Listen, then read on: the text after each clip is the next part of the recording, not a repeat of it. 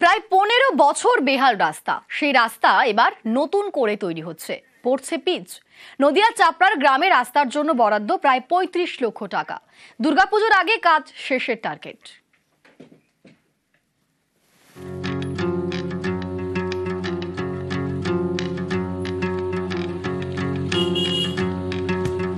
রাস্তায় পড়ছে পিচ।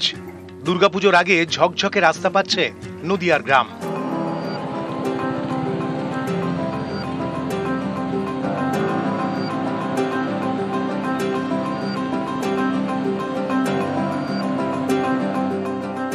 চাপড়ার পিঁপড়াগাছি গ্রাম পঞ্চায়েতের কড়ুইগাছি। এখানকার মানিকতলা বাজার এবং দুধখোলার মধ্যে 1.5 কিলোমিটার রাস্তা প্রায় 10টি গ্রামের বাসিন্দাদের বড় ভরসা। এ পথেই পড়ে একাধিক স্কুল, অঙ্গনওয়াড়ি কেন্দ্র এবং স্বাস্থ্য কেন্দ্র। স্থানীয়দের দাবি, এমন একটি গুরুত্বপূর্ণ রাস্তা প্রায় 15 বছর ধরে বেহাল। ইটের রাস্তায় খানাখন্দ, যাতায়াত করতে হয় ঝুঁকি নিয়ে। বর্ষায় দুর্ভোগ আরও বাড়ে। সম্প্রতি এই রাস্তা সংস্কারের উদ্যোগ নেয় নদিয়া জেলা পরিষদ।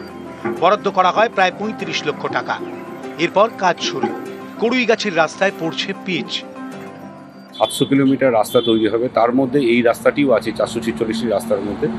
এই কাজগুলো অবিলম্বে আমরা এস্টিমেট তৈরি করে পুজোর আগে আমরা সরকারের কাছে পাঠিয়ে দিতে পারবো।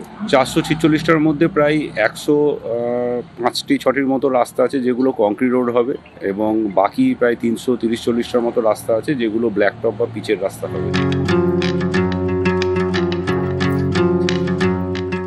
গ্রামে তৈরি হচ্ছে নতুন রাস্তা। দীর্ঘদিনের ভোগান্তি শেষের অপেক্ষায় পিঁপড়াগাছি।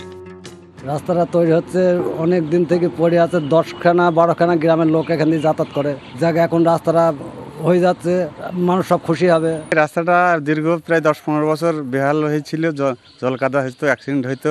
এখন জেলা পরিষদ থেকে রাস্তাটা তৈরি হচ্ছে, আমরা খুব খুশি। পিচের রাস্তা, এখন আমরা এই কাজটা হতে আমরা খুব খুশি। নদিয়া থেকে সমীর রুদ্র, নিউজ 18 বাংলা।